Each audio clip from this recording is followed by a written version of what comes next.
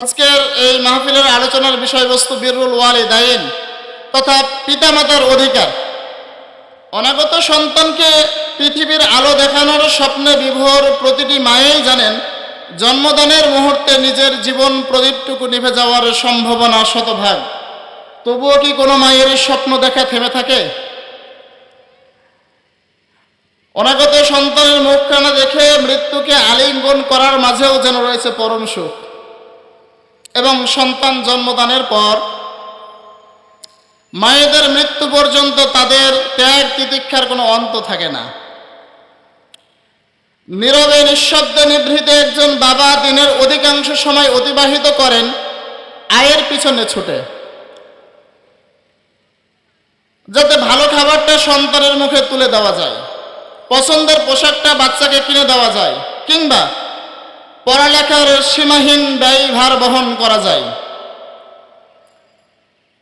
নিজের সুখটুকু বিসর্জন দিয়ে বাবারা সন্তানের জন্য সুখ ক্রয় করেন। অথচ জীবনের শেষ প্রান্তে এসে, জীবনের গোধূলি লগ্নে এসে সেই পিতামাতা তাদের সেই আদরের সন্তানের দ্বারা হন নির্যাতিত, নিষ্পীড়িত, নিগৃহীত, অপমানিত, লাঞ্ছিত।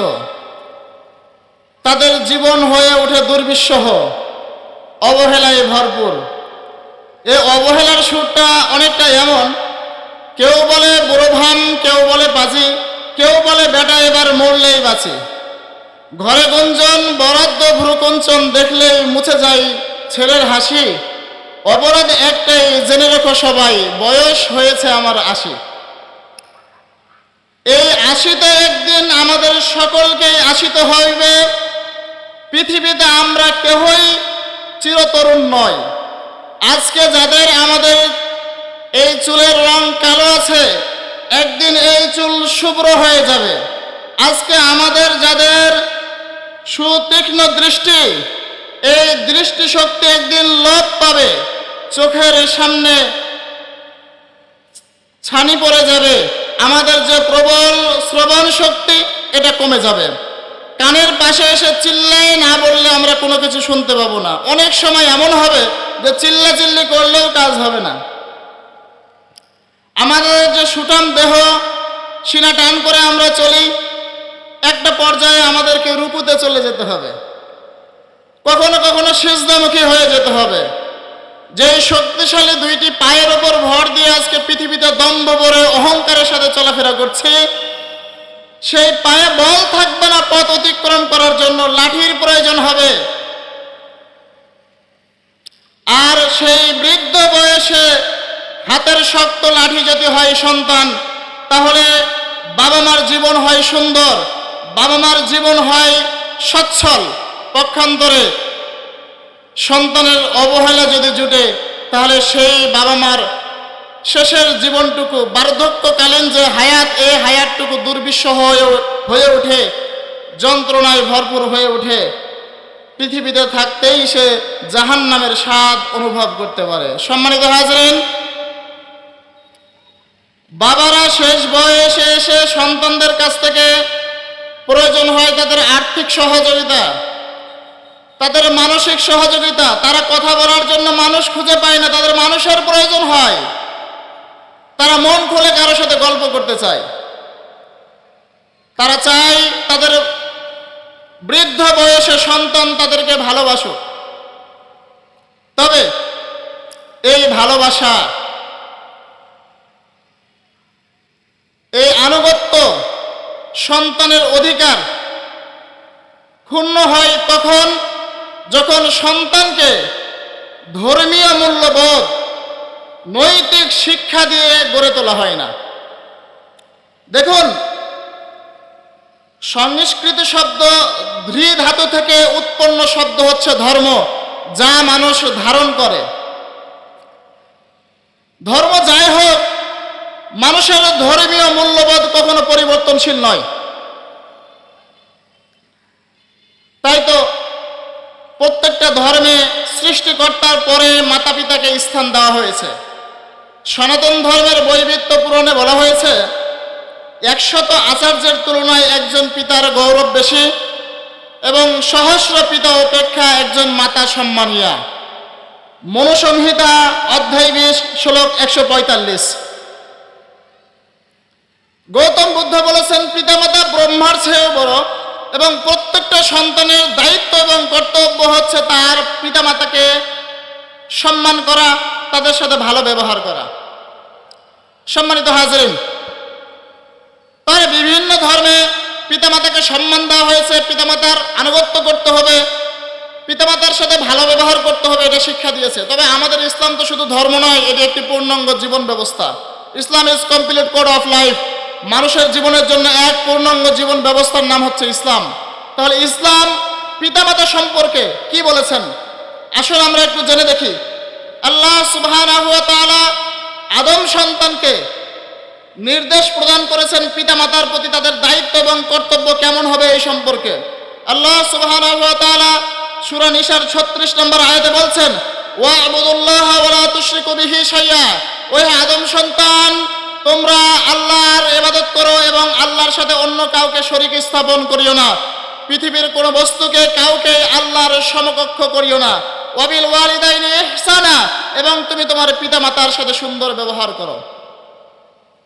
মহান আল্লাহ তাআলা বলেছেন, মহান আল্লাহ তাআলা সূরা লুকমানের 14 নম্বর আয়াতে বলছেন, ওয়াওয়াসাইনাল ইনসানা বিওয়ালিদাইহি হামালাতহু উম্মুহু ওয়াহনান আলা ওয়াহনিন ওয়া ফিসালুহু ফি আমাইনি আনিশকুর লি ওয়া লিওয়ালিদাইকা ইলাইয়াল মাসির।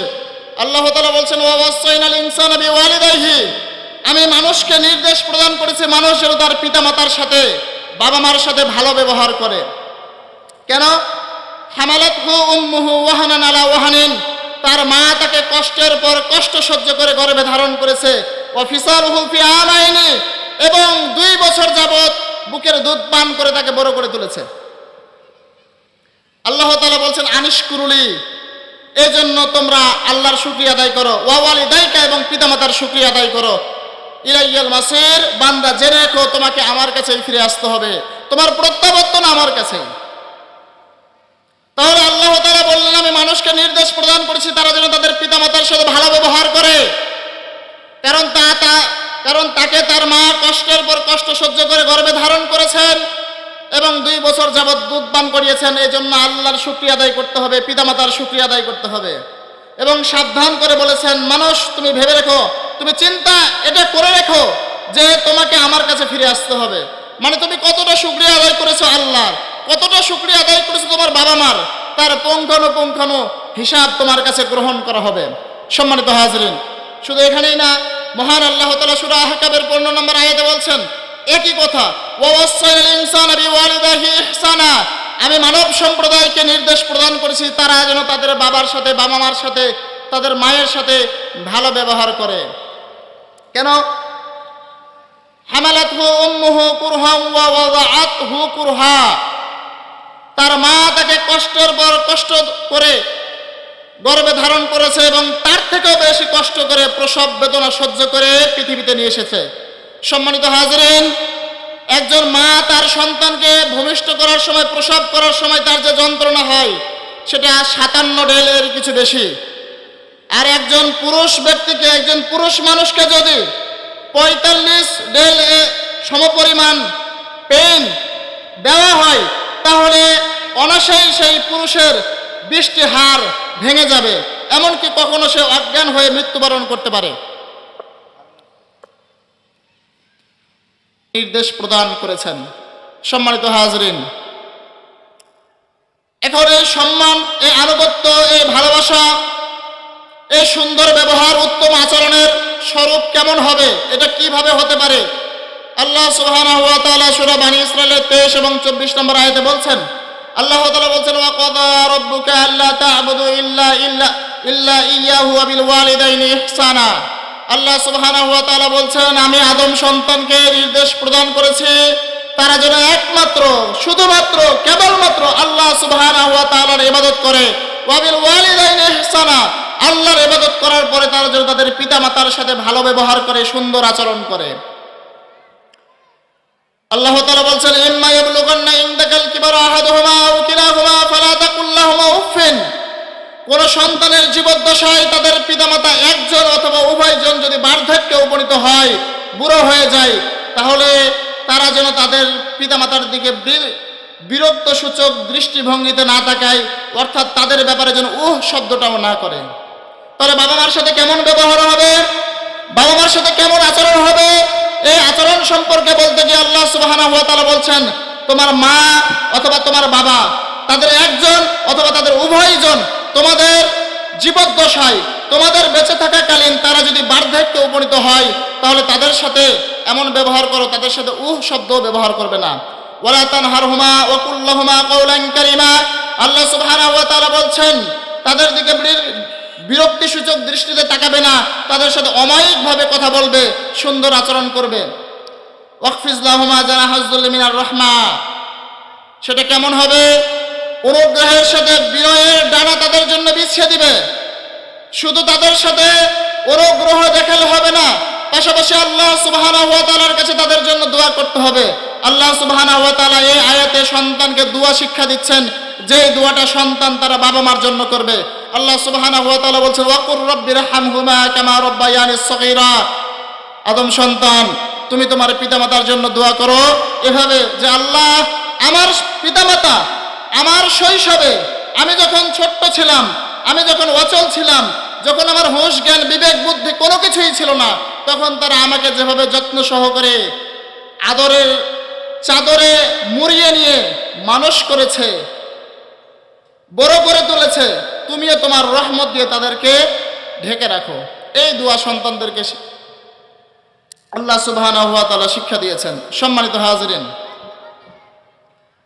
মহান আল্লাহ তাআলা বিভিন্ন জায়গায় আদম সন্তানকে দোয়া শিক্ষা দিয়েছেন পিতামাতার জন্য এবং পরিবারের জন্য। আল্লাহ সুবহানাহু ওয়া তাআলা বলছেন, রব্বানা গফিরলি ওয়ালি ওয়ালিদাইয়া ওয়ালিল মুমিনিনা ইয়াওমা ইয়াকুমুল হিসাব। হে আদম সন্তান, তুমি দোয়া চাও। দোয়াটা কি? রব্বানা গফিরলি, হে আল্লাহ তুমি আমাকে ক্ষমা করো। ওয়ালি ওয়ালিদাইয়া, তুমি আমার পিতামাতাকে ক্ষমা করো। ওয়ালিল মুমিনিনা, মুমিনদেরকে ক্ষমা করো। কখন? ইয়াওমা ইয়াকুমুল হিসাব, হিসাবের দিন, যেদিন তুমি মানুষের কাছে হিসাব গ্রহণ করবে, সেদিন তুমি আমাকে ক্ষমা করে দিবে, আমার পিতামাতাকে ক্ষমা করে দিবে, এবং পৃথিবীতে যত মুমিন আছে, ইমানদার আছে, তাদেরকে ক্ষমা করে দিবে। সম্মানিত হাজিরিন, মহান আল্লাহ তাআলা সন্তানদেরকে দোয়া শিক্ষা দিয়েছেন, তারা যেন তাদের বাবা মার সাথে অনুগ্রহ করবে, তাদের সাথে ভালো ব্যবহার করবে, উত্তম আচরণ করবে, পাশাপাশি বাবা মার জন্য আল্লাহ সুবহানাহু ওয়া তাআলার কাছে দোয়া করবে। এটা কেমন হবে? আল্লাহ তাআলা তো বিভিন্ন জায়গায় পিতামাতা সম্পর্কে বলেছেন, বিভিন্ন জায়গায় বলেছেন। রাসূল সাল্লাল্লাহু আলাইহি ওয়াসাল্লাম এটাকে আরো ব্যাখ্যা করে বিস্তারিতভাবে তার হাদিসের মধ্যে বর্ণনা করেছেন, নিজের বাস্তব জীবনে এবং সাহাবাদের মাধ্যমে এটা করিয়ে দেখিয়েছেন যে সন্তান তার পিতামাতার সাথে কেমন আচরণ করবে, কিভাবে করবে, কোন পরিস্থিতিতে বাবা মার সাথে কিভাবে আচরণ করা উচিত। এটা মহান আল্লাহ, মহানবী হযরত মুহাম্মদ সাল্লাল্লাহু আলাইহি ওয়াসাল্লাম উম্মতে মুহাম্মাদীকে শিক্ষা দিয়েছেন। রাসূল সাল্লাল্লাহু আলাইহি ওয়াসাল্লামের প্রিয় সাহাবী মুগীরা রাদিয়াল্লাহু তাআলা আনহু বলেন, আল্লাহ রাসূল সাল্লাল্লাহু আলাইহি ওয়াসাল্লাম বলেছেন, ইন্নাল্লাহা হাররামা আলাইকুম, হে আদম সন্তান, আল্লাহ তাআলা তোমাদের উপর হারাম করেছেন। কি হারাম করেছেন? উকুকাল উম্মাহাত, তোমাদের মায়েদের অবাধ্য হওয়াকে আল্লাহ তাআলা হারাম করে দিয়েছেন। তবে তাদের অবাধ্যতার একটা সীমারেখা আছে। তাদের এই সীমারেখা যেন এমন না হয় যা আল্লাহর হুকুমকে পদদলিত করে, আল্লাহ তাআলার একত্ববাদে আঘাত হানে, এতটুকু তাদের সাথে করা যাবে না, তাদের আনুগত্য করা যাবে না। এই সম্পর্কে আল্লাহ সুবহানাহু ওয়া তাআলা বলেছেন, ওয়া ইন জাহাদাকা আলা আন তুশরিকা বি মা লাইসা লাকা বিহি ইলমুন ফালা তুতি'হুমা। আল্লাহ সুবহানাহু ওয়া তাআলা বলছেন, তোমাদের মা বাবা যদি তোমাদেরকে আমার সাথে শিরিক করতে বলে, যে সম্পর্কে তোমাদের জ্ঞান নাই, আমার অবাধ্য হতে বলে যে সম্পর্কে তোমার জ্ঞান নাই, তাহলে তুমি তোমার বাবা মার এই নির্দেশ, এই হুকুম পালন করবে না। ফালা তুতি'হুমা, তুমি এটা অনুসরণ করবে না। এরপরে আল্লাহ তাআলা বলছেন, ওয়া সাহিবহুমা ফিদ দুনিয়া মা'রুফা, তবে দুনিয়ার ব্যাপারে তাদের সাথে ভালো ব্যবহার করবে। বাবা মা যদি কাফেরও হয়, বাবা মা যদি মুশরিক হয়, বাবা মা যদি নাফরমান হয়, বাবা মা যদি গুনাহগার হয়, তারপরও দুনিয়াবী ক্ষেত্রে বাবা মার সাথে সম্মানের সাথে তাদের সামনে উপস্থিত হতে হবে, তাদের সামনে পেশ হবে সম্মানের সাথে, তাদেরকে লাঞ্ছনায় ফেলা যাবে না, যাতে আল্লাহ তাআলার একত্ববাদে আঘাত আসে, যাতে ইসলাম পালনে আঘাত আসে সেটা মারা যাবে না, তবে দুনিয়ার ব্যাপারে পিতামাতার সাথে ভালো ব্যবহার করতে হবে। আল্লাহ সুবহানাহু ওয়া তাআলার নির্দেশ। সম্মানিত হাজিরিন,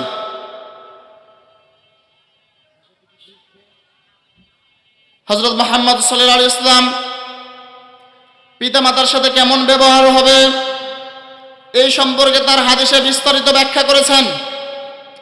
আল্লাহ নবী হযরত মুহাম্মদ সাল্লাল্লাহু আলাইহি ওয়াসাল্লাম বলেন, আন আবি হুরায়রা রাদিয়াল্লাহু তাআলা আনহু قال, সবথেকে বেশি হাদিস বর্ণিত সাহাবী, বর্ণনাকারী সাহাবী আবু হুরায়রা রাদিয়াল্লাহু তাআলা আনহু থেকে বর্ণিত, তিনি বলেন রাসূল আকরাম সাল্লাল্লাহু আলাইহি ওয়াসাল্লাম বলেছেন,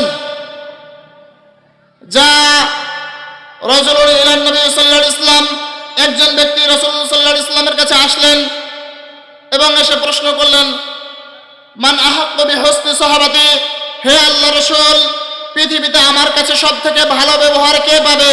কোন ব্যক্তির সাথে আমি সবথেকে ভালো ব্যবহার করব? ক্বালা উম্মুকা, রাসূল সাল্লাল্লাহু আলাইহি ওয়াসাল্লাম বললেন, তোমার মায়ের সাথে ভালো ব্যবহার করবে। ক্বালা সুম্মা মান, সাহাবী জিজ্ঞাসা করলেন, তারপরে কার সাথে? ক্বালা উম্মুকা, রাসূল সাল্লাল্লাহু আলাইহি ওয়াসাল্লাম বললেন, তোমার মায়ের সাথে ভালো ব্যবহার করবে। ক্বালা সুম্মা মান, সাহাবী আবারও জিজ্ঞাসা করলেন, এরপরে কার সাথে ভালো ব্যবহার করব? ক্বালা উম্মুকা, রাসূল সাল্লাল্লাহু আলাইহি ওয়াসাল্লাম বললেন, তোমার মায়ের সাথে। ক্বালা সুম্মা মান, চতুর্থবার সে আবার জিজ্ঞাসা করছে, এরপরে আমি পৃথিবীতে কার সাথে ভালো ব্যবহার করব? রাসূল আকরাম সাল্লাল্লাহু আলাইহি ওয়াসাল্লাম বললেন, ক্বালা আবুকা, তোমার বাবার সাথে ভালো ব্যবহার করবে।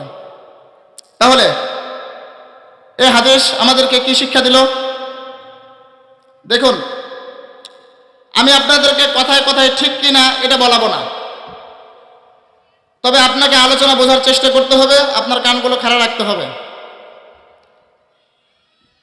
আমি পেশাগতভাবে আলোচক না, তবে আপনাদেরকে যা বোঝাতে যাচ্ছে এবং সেটা আমি নিজে উপলব্ধি করতে যাচ্ছি, সুতরাং একটু মনোযোগ সহকারে শোনার চেষ্টা করবেন।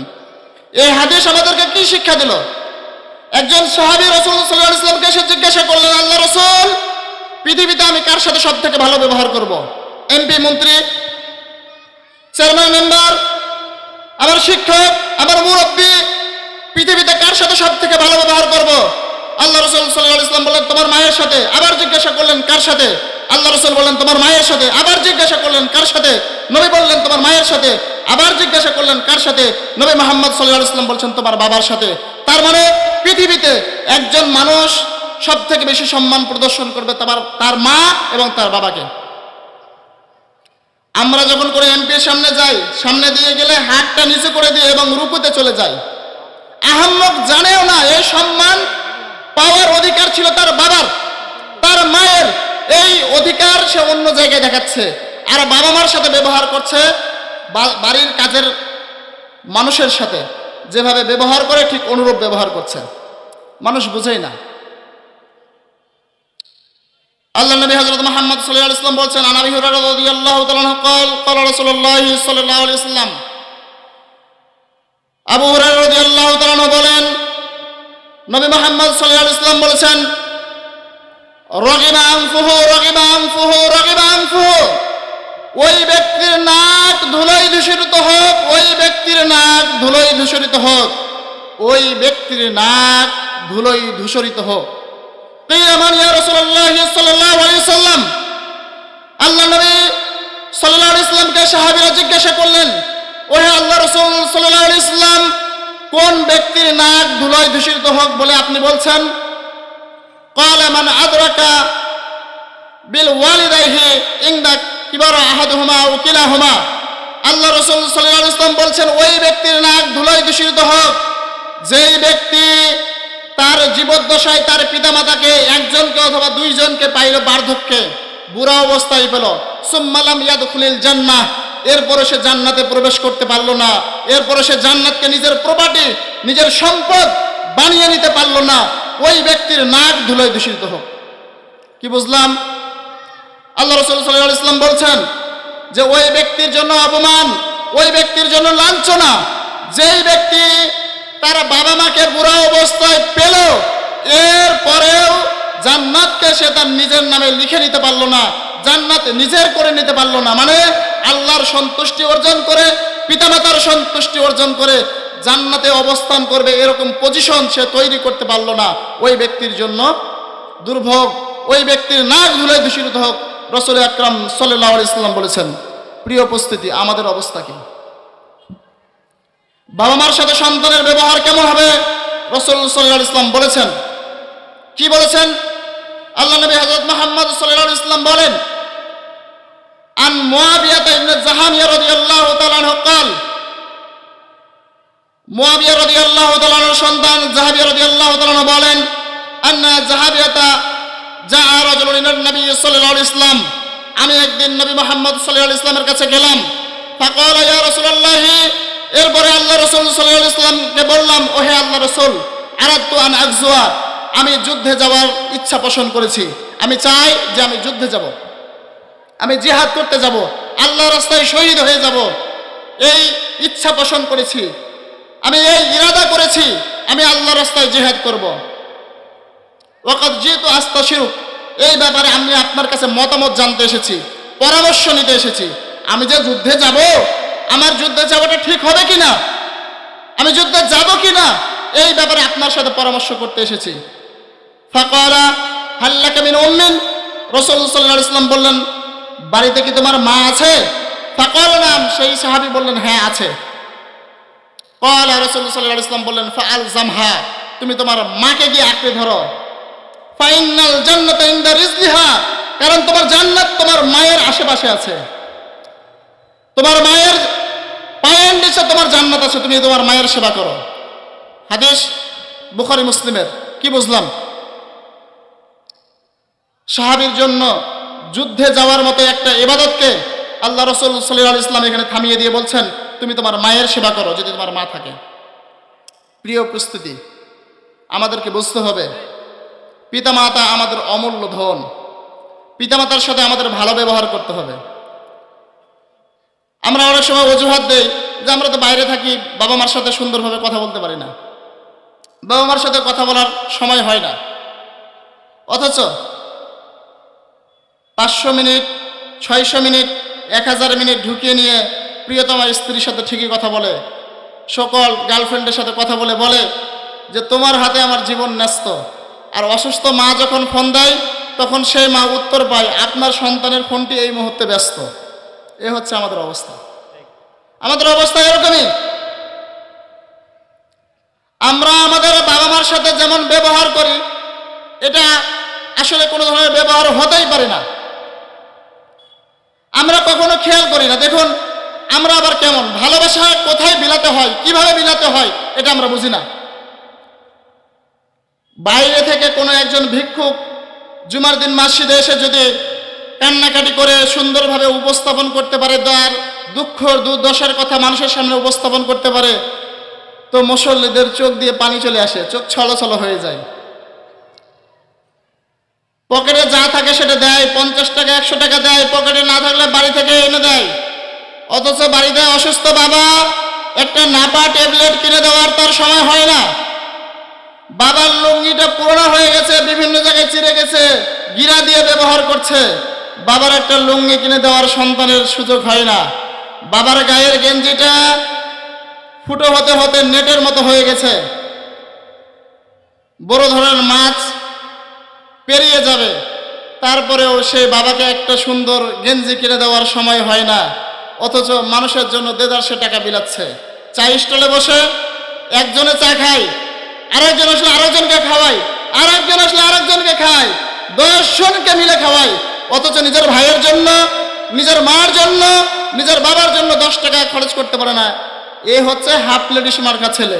এ পুরুষই না, এ না পুরুষ না মহিলা, এ মাঝামাঝিতে। আরে এ জানে না, এ আহাম্মক, এই মূর্খ জানে না ভালোবাসা কাকে দেখাতে হয়, ভালোবাসা কাকে দিতে হয়।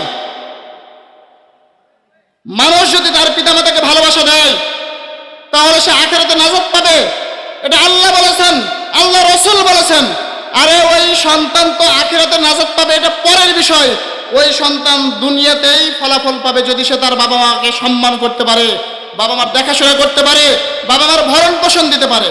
প্রমাণ নেবেন বুখারীর হাদিস, বুখারীর 2715 নম্বর হাদিস। আল্লাহ নবী সাল্লাল্লাহু আলাইহি ওয়াসাল্লাম সাহাবীদের সামনে বর্ণনা করছেন, বনি ইসরাইলের 3 জন যুবকের কথা। তারা ছিল আল্লাহওয়ালা, তারা একদা বাড়ি থেকে বের হলো সফরের উদ্দেশ্যে। পথ চলতে চলতে অন্ধকার ঘনিয়ে আসলো। তারা রাত যাপন করার জন্য, রাতটাকে একটু আরামে আয়েসে শান্তিতে কাটাবে, এই জন্য পাহাড়ে একটা গুহকে বেছে নিল। আমাদের কাছে পরিচিত হাদিস, অনেক বক্তার কাছে শুনেছি, কিন্তু উপলব্ধি করার মতো হৃদয় আমাদের নাই, কারণ আমাদের হৃদয়গুলো তালাবদ্ধ, তাই আমরা এগুলো বোঝার চেষ্টা করি না। সম্মানিত হাজরিন, ভালো করে বোঝার চেষ্টা করুন, শুনুন রাসূল সাল্লাল্লাহু আলাইহি ওয়াসাল্লাম হাদিসের মধ্যে কি বর্ণনা করছেন। রাসূল সাল্লাল্লাহু আলাইহি ওয়াসাল্লাম বলছেন যে ওই তিন যুবক পথ চলতে চলতে অন্ধকার হয়ে যাওয়াতে পাহাড়ের একটি গুহাতে আশ্রয় নিলেন। আশ্রয় নেওয়ার কিছুক্ষণের মধ্যেই পাহাড়ের ওপর থেকে একটি বড় পাথর গড়তে গড়তে ওই গুহার মুখে এসে আটকে গেল। এমনভাবে আটকালো যে ওই মানুষদের বের হওয়ার সুযোগ নাই। ওই তিনজন যুবক, ওই তিনজন ব্যক্তি বিপদে পড়ে গেল। তারা এখন চিন্তা ভাবনা করছে যে আল্লাহ তাআলা ছাড়া এই বিপদ থেকে আমাদেরকে কেউ রক্ষা করতে পারবে না, কারো পক্ষে সম্ভব নয়। তাই তারা পরামর্শ করে চিন্তা ভাবনা করলো যে আমরা যে ভালো ইবাদত করেছি, নামাজ পড়েছি, রোজা করেছি, যাকাত দিয়েছি, আমাদের যার যার ভালো কাজ আছে, এই ভালো কাজগুলির উসিলা দিয়ে আল্লাহর কাছে আমরা চাইবো, আল্লাহ তাহলে আমাদেরকে এই বিপদ থেকে মুক্তি দিবেন। সেই তিন ব্যক্তির মধ্যে থেকে একজন ব্যক্তি বলে উঠল, আল্লাহ, আমার বাবা মা বুড়ো, বয়স্ক, বৃদ্ধ, আমি দুধ দহন করি, সেই দুধ সর্বপ্রথম আমি আমার বাবা মাকে খাওয়াই, তারপরে আমার সন্তান সন্ততি, আমার স্ত্রী, আমার দাস দাসী, আমার কর্মচারীদেরকে খাওয়াই। একদিন আমি কাজের জন্য দূরে চলে গেলাম, ফিরতে দেরি হলো, ঘুমানোর সময় হয়ে গেছে, আমার বাবা মা ঘুমিয়ে পড়েছে। আমি বাড়িতে এসে দুধ দহন করলাম, এরপরে বাটিতে করে দুধ নিয়ে গিয়ে আমার বাবার রুমে গিয়ে দেখলাম আমার বাবা মা ঘুমাচ্ছে। এখন তারা যে ঘুমাচ্ছে, তাদের ঘুম থেকে জেগে তুলে তাদেরকে দুধ পান করাবো, এটা আমার কাছে ভালো মনে হলো না। আবার আমি আমার সন্তানদেরকে কখনো আগে খাওয়াই না, পান করাই না, যতক্ষণ না আমার বাবা মা পান করে। তাই আমি দুধের বাটি নিয়ে আমার মা বাবার শিওরে দাঁড়িয়ে থাকলাম, রাত অতিবাহিত। সম্মানিত হাজরিন, সুতরাং আল্লাহ সুবহানাহু ওয়া তাআলা পিতামাতার সাথে ভালো ব্যবহার করার জন্য নির্দেশ প্রদান করেছেন, এবং সেটা কেমন হবে তা নবী মুহাম্মদ সাল্লাল্লাহু আলাইহি ওয়াসাল্লাম বলেছেন। রাসূল সাল্লাল্লাহু আলাইহি ওয়াসাল্লাম হাদিসের মধ্যে বলছেন, আকবারুল কাবাইরি সালাসাতুন, পৃথিবীতে বড় গুনাহ অনেকগুলি আছে, তার মধ্যে প্রথম সব থেকে বড় গুনাহ তিনটি। তার এক নম্বর হচ্ছে আল ইশরাকু বিল্লাহ, আল্লাহর সাথে শিরিক করা। দুই, ওয়াল উকুকুল ওয়ালিদাইন, পিতামাতার অবাধ্য হওয়া। আল্লাহর ইবাদত করা এটা মানুষের কর্তব্য, আল্লাহর ইবাদতে কাউকে শরীক করা এটা সবথেকে জঘন্য অপরাধ। আর এই আল্লাহর সাথে যে জঘন্য অপরাধ করা হয়, এরপরেই সব থেকে বড় অপরাধের যে স্তর, সেটি হচ্ছে পিতামাতার অবাধ্য হওয়া, উকুকুল ওয়ালিদাইন, বাবা মার অবাধ্য হওয়া। তিন নম্বরে ওয়াশাহাদাতুজ জুর, মিথ্যা সাক্ষী দেওয়া। এটা আমরা অহরহ দিই। আমরা কোর্টে গিয়ে কোরআন হাতে নিয়ে বলি, যাহা বলিব সত্য বলিব, সত্য ছাড়া মিথ্যা বলিব না। বাটপার একটা। বিচার সালিশে গিয়ে দেদার সে মিথ্যা কথা বলছে, মিথ্যা সাক্ষী দিচ্ছে। আল্লাহ রাসূল সাল্লাল্লাহু আলাইহি ওয়াসাল্লাম বলেছেন, পৃথিবীতে বড় পাপ তিনটি, তার একটি হচ্ছে আল্লাহর সাথে শিরিক করা, পিতামাতার অবাধ্য হওয়া, মিথ্যা সাক্ষী দেওয়া। অফি রাওয়ায়াতিন, অন্য রাওয়ায়াতে আছে কওলি জুর, মিথ্যা কথা বলা। আর আমরা মিথ্যা কথা বলাতে মাহির, আমরা মানুষের চোখে চোখ রেখে মিথ্যা কথা বলতে পারি। এটা আমাদের জন্য আর্ট হয়ে গেছে, এটা আমাদের সক্ষমতা হয়ে গেছে। মিথ্যা কথা বলাকে আমরা শিল্পের পর্যায়ে নিয়ে গেছি। অথচ আল্লাহ রাসূল সাল্লাল্লাহু আলাইহি ওয়াসাল্লাম ব্যর্থহীন কণ্ঠে উম্মতে মুহাম্মাদীকে বলে দিয়েছেন কি কারণে বড় বড় পাপগুলি হয়, মিথ্যা কথা বলতে নিষেধ করে গেছেন। সম্মানিত হাজরিন, এখন আমরা তো বাবা মা সবাই চাই আমাদের সন্তান আমাদের সাথে ভালো ব্যবহার করুক, তবে আমাদের এখানে কিছু কর্তব্য আছে। আমরা আমাদের সন্তানদেরকে কিভাবে গড়ে তুলব, এই বিষয়টি সম্পর্কে একটু আলোকপাত করা উচিত। সম্মানিত হাজরিন, আমি আপনাদেরকে একটি গল্প শোনাবো, এরপরে কয়েকটি শিক্ষণীয় কথা বলার পরে শেষ করে দেব, সময় সংক্ষিপ্ত। সম্মানিত হাজরিন, একজন মা রান্না করছেন, 12 বছরের বাচ্চা বাইরে খেলাধুলা করছে। মা মাঝে মধ্যে ছেলেকে ডেকে এটা সেটা আনতে বলছে। সন্তান খুব রাগ হয়ে গেছে। এবার রাগ হয়ে সে একটা সাদা কাগজে লিখে নিয়ে এসেছে। লিখে নিয়ে এসে মাকে বলছে, মা দাও। মা বলছে, বাবা বিরক্ত করো না তো, রান্না করছি, এখন যাও। সন্তান বলছে, না দাও। মা তখন বলছে, দেখি কি নিয়ে এসেছ। ওই চিরকুটটা খুলে দেখছে। দেখার পরে একটু পড়ার পরে মা হতাশ হয়ে ধপ করে নিচে বসে গেছে, আঁচল দিয়ে মুখ মুছে বলছে যে, বাবা এটা তুমি লিখেছ? ছেলে বলছে, হ্যাঁ মা আমি লিখেছি, আমাকে দাও। আবার বলছে, বাবা তুমি সত্যি লিখেছ? সন্তান বলছে, হ্যাঁ আমি লিখেছি, দাও। ওখানে কি লেখা ছিল? সন্তান লিখেছে, মা তুমি যে আমাকে প্রতিদিন সকালে মশারিটা তুলে রাখতে বলো, এই জন্য 10 টাকা। পাশের দোকান থেকে এটা ওটা বাজার করে আনতে বলো, এই জন্য 10 টাকা। আমার ছোট ভাইকে করে রাখতে বলো, এই জন্য 100 টাকা। আরো অন্য কাজ করতে বলো, গরুকে খড় দিতে বলো, ছাগলকে পানি খাওয়াতে বলো, এই জন্য আরো 50 টাকা 100 টাকা করে 200-300 টাকার একটা লিস্ট ধরিয়ে দিয়েছে। এবার মা বলছে, বাবা আমার জন্য একটা খাতার একটা কলম এনে দাও তো। সন্তান বলছে, না আগে দাও। মা বলছে, না নিয়ে এসো, আমি তোমাকে দিব, আমি তোমাকে দিব। সন্তান একটা কলম আর একটা খাতা মায়ের হাতে দিলেন। মা কিছুক্ষণ লেখার পরে সন্তানের হাতে দিল। ওখানে লেখা ছিল, বাবা 10 মাস পৃথিবীর সকল কষ্ট যন্ত্রণা ভোগ করে তোমাকে 10 মাস পেটে আমি লালন পালন করেছি বিনা পয়সায়। 2 বছর দুধ পান করিয়েছি বিনা পয়সায়। 3, তুমি সর্বশেষ যখন অসুস্থ হয়েছিলে, তোমার স্বাস্থ্য খারাপ হয়েছিল, আমি সারা রাত জায়নামাজে দাঁড়িয়ে তাহাজ্জুদের সালাত আদায় করেছি আর সেজদায় কান্নাকাটি করেছি, তোমাকে যেন আল্লাহ তাআলা শেফায়ে কামিলা আজলা দান করে। বাবা এটা বিনা পয়সায়। বাবা তুমি আমার কাছে একদিন খেলনা চেয়েছিলে, আমার কাছে টাকা ছিল না, তোমাকে দিতে পারিনি, তুমি অজরে কান্না করেছিলে, তুমি ছটফট করেছিলে, তোমার কান্না দেখে আমার হৃদয় ভেঙে খান খান হয়ে গিয়েছিল। আমি আঁচলে 1-2 টাকা জড়িয়ে কিছু টাকা জমিয়েছিলাম, তোমাকে ওই খেলনা কিনে দিয়েছিলাম। সেই খেলনা হাতে পাওয়ার পরে তুমি যে খুশি হয়েছিলে, তোমার সেই আনন্দে আত্মহারা পরিবেশ দেখে আমার হৃদয় আনন্দে ভরে উঠেছিল, সেটা বিনা পয়সায়। তুমি বড় হলে তোমাকে স্কুলে পাঠালাম, তুমি যতক্ষণ বাড়ি না ফিরে আসো ততক্ষণ আমার অন্তর ছটফট করে, তুমি ফিরে আসলে আমি শান্তি পাই, এটা বিনা পয়সায়।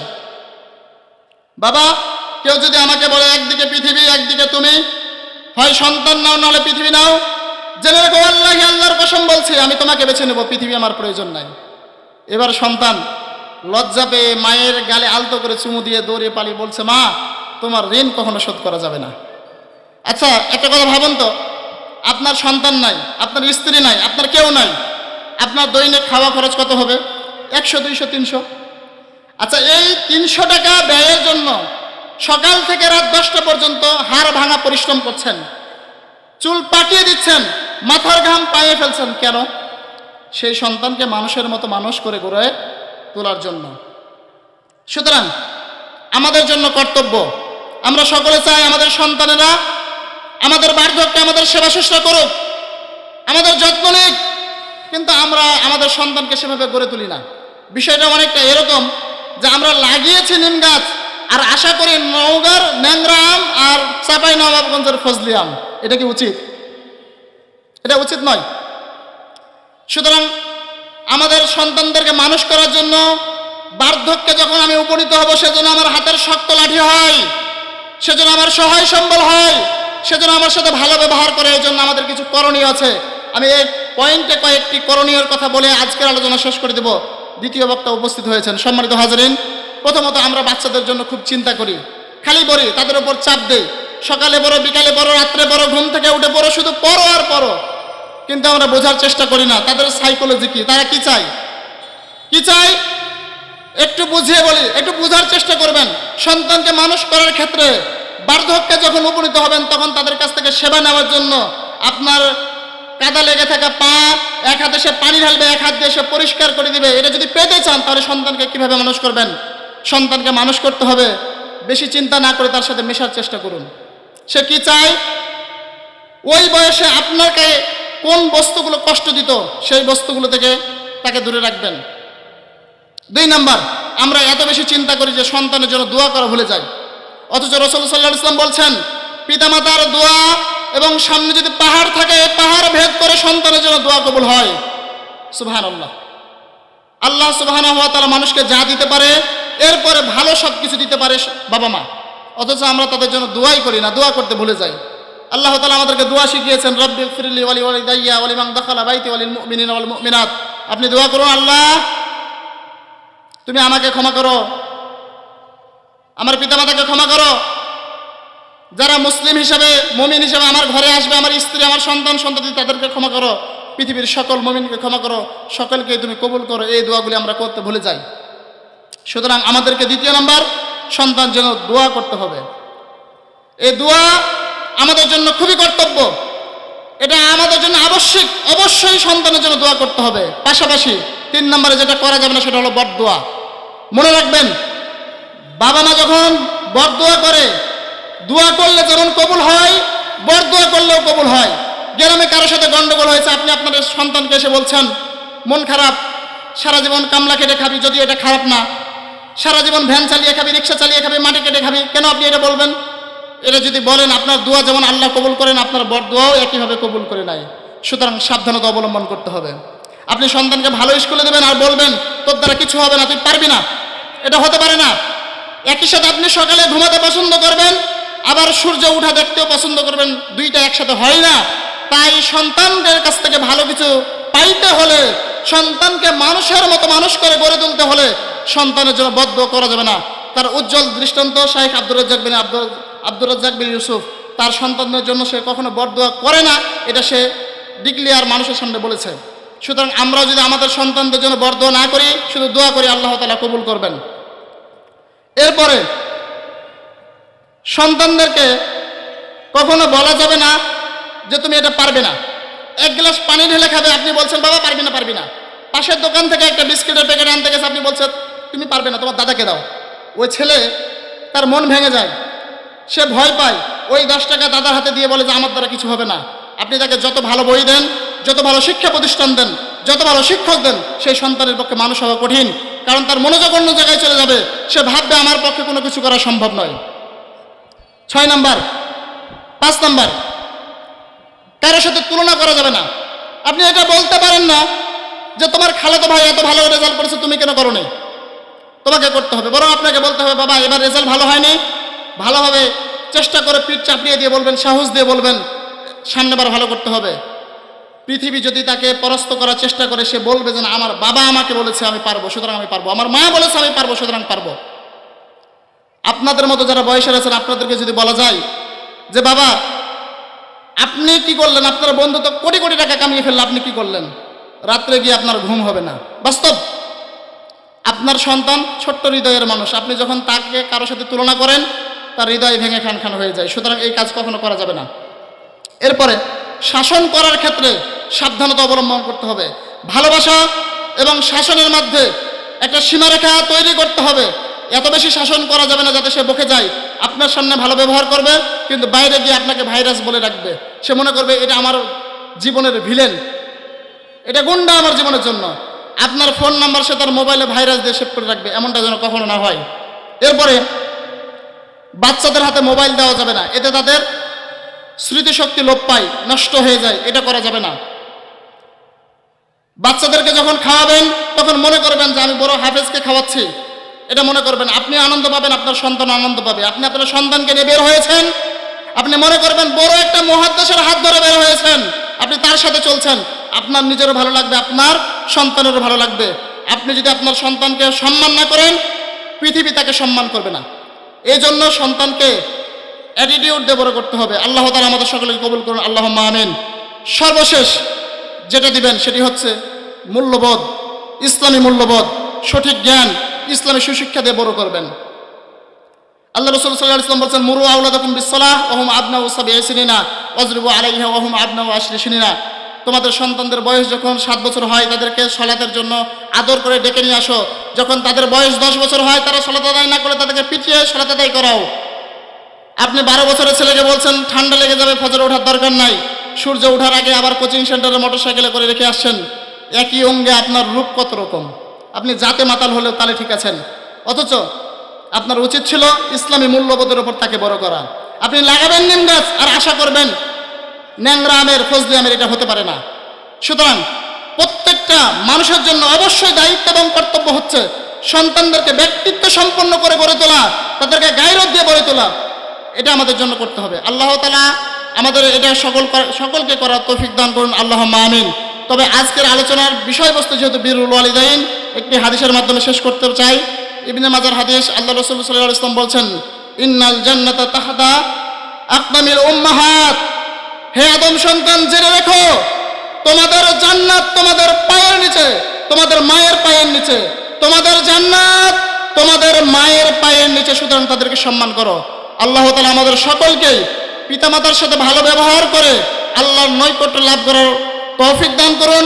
ঠিক একইভাবে বাবা মার নৈকট্য হাসিল করার তৌফিক দান করুন, আল্লাহুম্মা আমিন।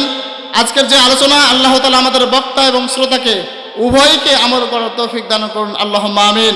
এই আলোচনা শুধু আপনাদের জন্য না, ব্যক্তিগতভাবে আমার জন্য। আল্লাহ তাআলা আমাদের সকলকে আলোচনার উপর আমল করার তৌফিক দান করুন, আল্লাহুম্মা আমিন। ওয়া আখিরু দাওয়ানা আলহামদুলিল্লাহি রাব্বিল আলামিন। আসসালামু আলাইকুম ওয়া রাহমাতুল্লাহি ওয়া বারাকাতুহু।